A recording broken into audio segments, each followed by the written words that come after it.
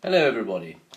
I would like to start by welcoming the members, council and staff of the Bicycle Association and the British Electric Bicycle Association for joining us today.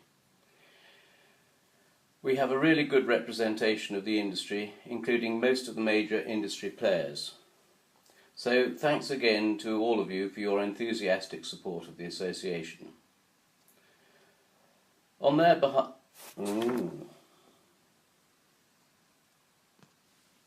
On behalf of the membership, I would also like to extend a warm welcome to our guest speakers. First, John Mills from our hosts, British Cycling. He's Director of Coaching, Education and Development. And Vincent Goodwin from Sustrans. And Assoc, Chief Executive of the London Cycling Campaign. We also have some other invited guests, some of whom will also give us an insight into how they react with the BA. They are Pip Piper from Blue Hippo Media. He is the lead producer of a new film called Bicycle, of which Bike Hub is the major sponsor. It is to be premiered in early July. I think we have a preview to see in a few minutes. Mark Loveridge from Bieber, John Bushell from Sports Marketing Surveys, Carlton Reid, who needs no introduction and who handles many aspects of media for the BA and Bike Hub, and a special mention for Daniel Gilbourne from Cycle Scheme, which is our newest BA member. I would also like to thank Jonathan Harker, editor of Bike Biz magazine, for coming today. Bike Biz has been a great supporter of the BA and Bike Hub and provides a very valued conduit for communications between us and the cycle trade. Welcome everyone. We're delighted to be holding our AGM here as guests of British Cycling at the National Cycling Centre. The NCC was Britain's first indoor Olympic standard cycling track and is one of the world's finest and fastest indoor tracks. I understand it is the busiest velodrome in the world, thanks to its comprehensive programme of activities not only for elite athletes but also, importantly, for novices. I have more to say a bit later about our recent announced partnership with British Cycling, but would like to say now how great it is to have the opportunity for us to meet at this fantastic venue. I'm sure you will agree that it feels very appropriate and is a privilege. I have now had the pleasure of being your president for 3 years, and now it seems my parole has come around.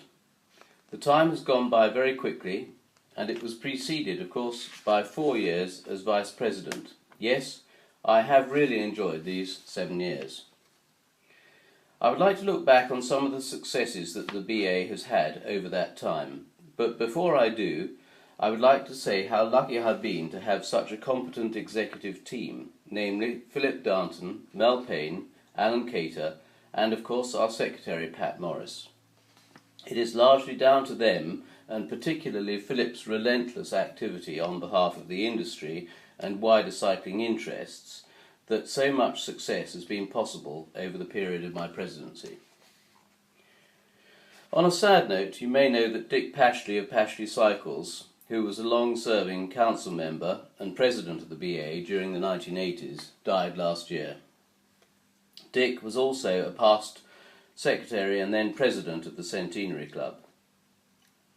I was just a youngster when he was president of the BA, but I remember him quite well as a very kind and interesting man, and his well-attended funeral was a fitting occasion to mark his passing. I'd like to mention the fantastic resurgence of the act of cycling, the sport.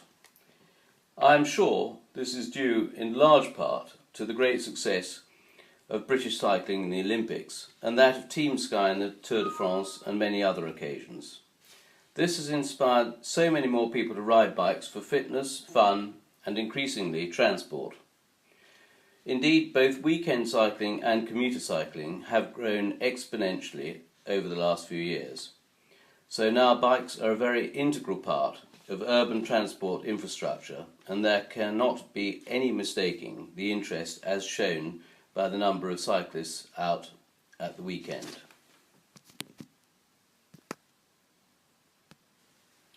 Something the BA is very proud of is the Bike Hub Levy scheme, which has supported a whole host of exciting projects over the last 10 years. This is, of course, the second BA levy scheme. The first, instigated in 1995, was in response to the government's condition that the industry contributed £1 million so that Sustrans could be granted £43.5 million of the Millennium Lottery funding. Now we have the second levy scheme, Bike Hub. Sustrans has until this year also been the major but by no means only recipient of Bike Hub funds allocated. Indeed, the recipients of Bike Hub funds is quite a long list, which as well as Sustrans includes the Big Pedal, the Bike Hub website, the Bike Hub app, Bike It, Bike Week, Best School Cycling Project, Cycle Nation, Space for Cycling, Bikeability, Cycling Scotland, Darlow Velo, Age Well on Wheels, Get Cycling, and the forthcoming film Bicycle. And I am sure there have been many more I can't think of just now. In February this year, we were delighted to announce that for 2014, a large portion of Bike Hub funds is now to be directed to British Cycling's Go Ride, their children's development programme. This bike industry linkage with cycling, the sport, is something that we can feel very proud about and is totally on message for Bike Hub's aspiration to promote the future of cycling. In my view, this is a really exciting change of direction for Bike Hub. Every year we talk about statistics, and we are constantly in search of the bicycle statistical holy grail, that is accurate statistical information. Today we're very pleased to have John Bushell from Sport Marketing Surveys, who will speak on the subject later. What we do know from the import stats is that cycle sales have continued to be strong again this year, with imports running at about the same level as the last few years, at 3.5 million bikes. I noticed that Mintel have just published a report indicating that sales in 2013 were valued at £745 million. In terms of sell-through,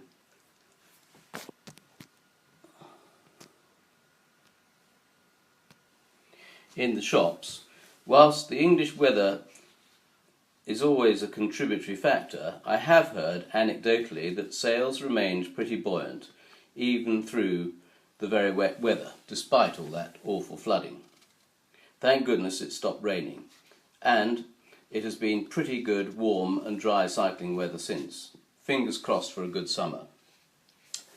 One thing that has become ever more relevant to the cycle industry and trade alike is the growth of sales online, and indeed, and the urgent need for the local bike shop to react imaginatively to ensure that their market share is not eroded.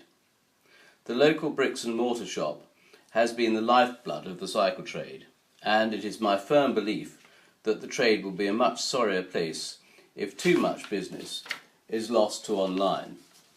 I would encourage you all to help the local bike shop as much as you can. Next, I want to pay tribute to the really great work that is undertaken by Alan Cater, who heads up our technical advisory group. Behind the scenes, there is always a lot happening.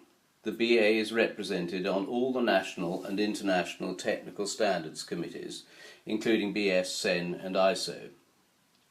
We also engage, contribute and comment on everything from train carriage design to regulations on e-bikes. We have even been involved in the Antisocial Behaviour Bill. For those who have not attended one, we hold one or two specifically technical meetings per year. These meetings are extremely useful and informative for members. So I would encourage all companies to send some of your more technically minded people to these meetings. So I reiterate a special thanks to Alan and his technical group for their hard work again this year. Another very important part of the activity of the BA is our role in Whitehall and Westminster. This stems from our leadership and involvement in the UKCA, that's the UK Cycling Alliance, and through the UKCA, our role in supporting the All-Party Parliamentary Cycling Group. which promotes the interests of bicycles and the cycling lobby at Westminster. The BA is also invited to participate in a consultative role with the Department for Transport, both in one-to-one meetings with the Minister and attending high-level groups such as the Cycling Stakeholder Forum. Separately, Philip Darnton, on behalf of the BA, also chairs the Minister's Cycle Rail Working Group. You may remember that last year, through Bike Hub, we paid for the printing of our well-received all-party report called Get Britain Cycling. All the stakeholders involved in putting the report together are using the report's findings to try to influence future government policy on cycling. We are trying to get the recommendations of the report included in the election manifestos of all the major parties. By the way, I'd like to draw your attention to the parliamentary bike ride, which this year will take place on Wednesday the 11th of June. Members are very welcome to join the ride, which starts with breakfast at about 8 AM in central London, involves a short bike ride and normally ends with presentations in the Houses of Parliament, finishing up about 11:30. In conclusion, the Bicycle Association, as the cycle industry leader, is promoting cycling through its many involvements. We are supporting all four national cycling charities, Sustrans, British Cycling, Cyclist Touring Club and the London Cycling Campaign, all of whom we will hear from in a few minutes. We represent members' interests in government and in technical matters, and we engage with all aspects of the industry, trade and sport on your behalf. Looking back over my time as President, the BA has been increasingly relevant, useful, influential, and I hope an interesting organisation for members and partners alike. I feel that I am stepping down and leaving the Bicycle Association in a good state for Paul Stewart to continue with as my successor. He is extremely well qualified to take the helm, being a keen road cyclist, having previously run Eurobike UK, and has been a long-time employee and was last year made bicycle director at one of our larger members, More Large. In handing over, I again would like to thank Philip Darnton, Pat Morris, Mel Payne and Alan Cater for their hard work, which has made the BA such a dynamic representative for the industry. I have a small gift to thank Pat Morris for her ever-efficient skills in the secretarial role, and without her diligence I am sure the BA would be a much less professional organisation. Pat. Hand over. And lastly, thanks to you, the Council and members of the BA, for being, well, the UK bike industry, a place in which I have worked pretty much all my life, and I will, I hope, continue to do so for many years to come. I cannot think of a nicer bunch of people to be working amongst. Thank you. Over to you, Paul.